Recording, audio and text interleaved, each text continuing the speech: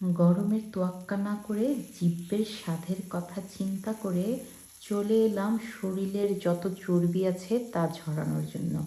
বাবারে বাবা, এই গরমে গায়ের চর্বিগুলো ঝরানোর জন্য আমার যে কি শখ হয়েছে। ওই যে আত্মার স্বাদ বলে কথা, আত্মাটা খালি হু হু করে এগুলো খাওয়ার জন্য। তো মহা ঝামেলা, মহা আয়োজন, বুঝতেই পারছেন আয়োজন দেখে।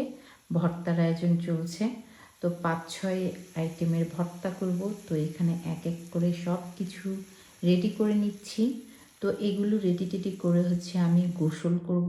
গোসল করে রেডি হয়ে তারপরে যাব কামলা দিতে, মানে আমার দোকানে বসতে। তো এই তো দেখুন সব রেডি করে ফেলেছি, শুকনো মরিচও ভেজে ফেলেছি, ধনিয়া পাতাটাও ধুয়ে ফেলেছি, সব রেডি করে ধুয়ে গেছি।